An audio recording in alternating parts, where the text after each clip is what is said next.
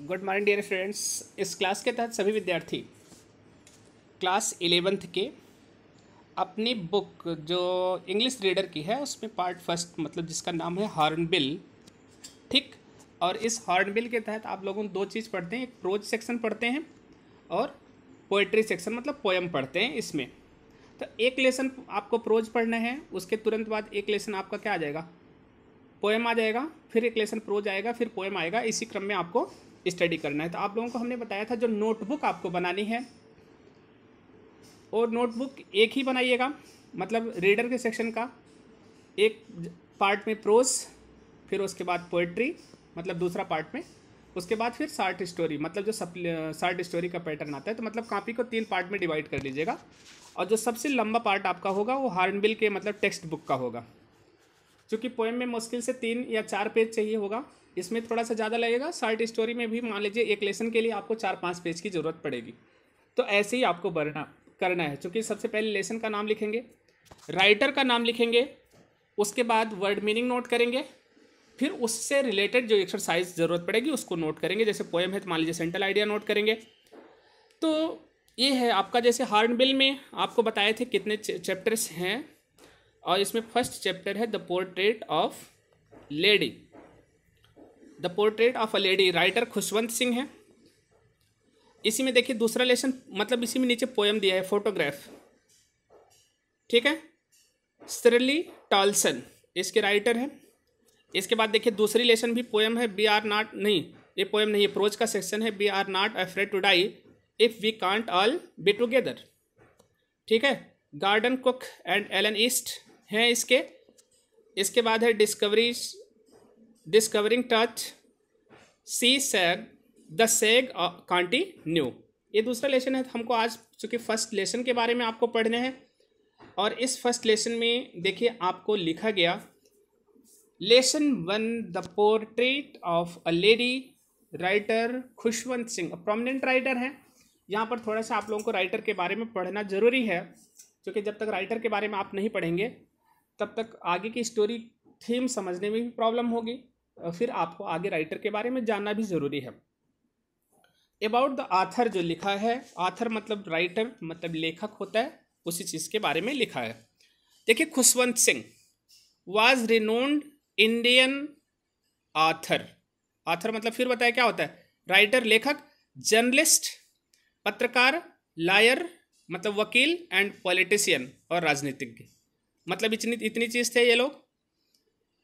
He started his writings with the novel train to Pakistan, बहुत famous novel है इनकी।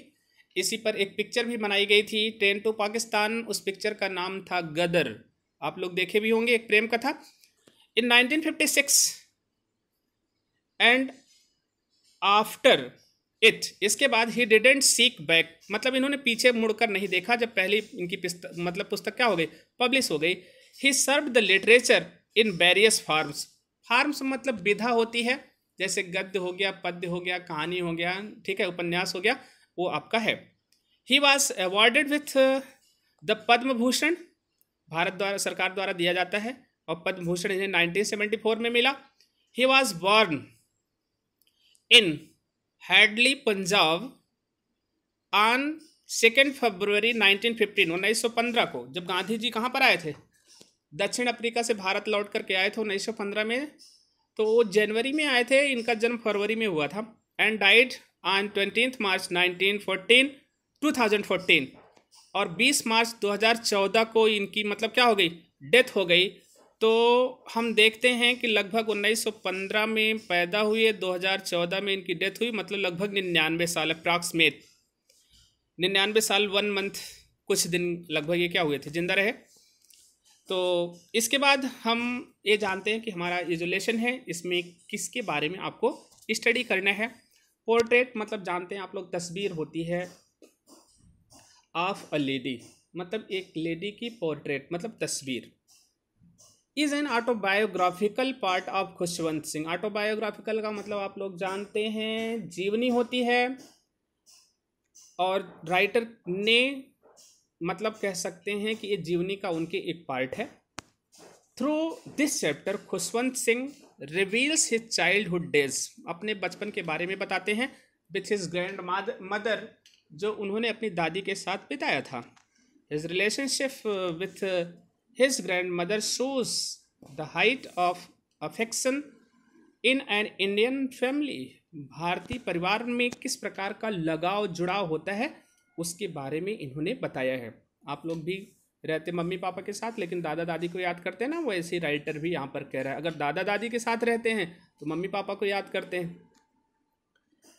Chapter presents the pain of separation felt by a grandmother to her grandson, grandson मतलब नाती, और grand mother मतलब दादी, दादी और नाती के बीच में जो अलगाव होता है उसके दर्द को बयां किया गया है, दर्द को बताया गया है राइटर के द्वारा। We come to know about the custom and tradition followed by the Indian women, especially a lady belonging to village, और हम इससे भी परिचित हैं, इसमें बताने की कोशिश किया कि जो गांव की महिलाएं जिनका गांव से संबंध है उनकी किस प्रकार की प्रथा होती है, ट्रेडिशन होता है, कस्टम होता है, रीति रिवाज होता है कि वो जो अपनाती हैं। आया समझ नहीं, उनके द्वारा जो अपनाया जाता है उसके बारे में बताया गया है। जैसे कहते हैं ना, घर से विदा होने लगी है तो दही गुड़ खिला दिया जाता है ना, शुभ माना जाता है। तो ऐसे ही what she felt when shifted to the city and how she managed her daily routine life unexpectedly changed, और वह क्या महसूस करती हैं, किस तरीके से उनका जो सिटी है जब बदलती है तो वो मैनेज करती हैं अपने डेली रूटीन को। ठीक है, अनएक्सपेक्टेडली चेंज, जो कि स्वाभाविक रूप से परिवर्तित हो जाता है। जैसे गांव में रहने वाली महिला को शहर में ले दिया जाए 10 बाई 10 के कमरे में, जो दिन भर मतलब 4 गांव का खबर लेती हो, और एक घर में रख दिया जाएगा तो फिर क्या हो जाएगा, अपच। In total, the story is all about the selfless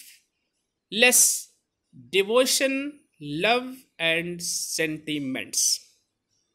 Selfless devotion, निस्वार्थ की भावना, प्रेम, और जो sentiments है मतलब लगाव के प्रति इस कहानी में दिया गया है, इसमें दिया गया है। जो राइटर हैं खुशवंत सिंह, चैप्टर का नाम है द पोर्ट्रेट ऑफ लेडी, और इसके बाद हम लोग आगे ये टेस्ट की स्टडी करेंगे।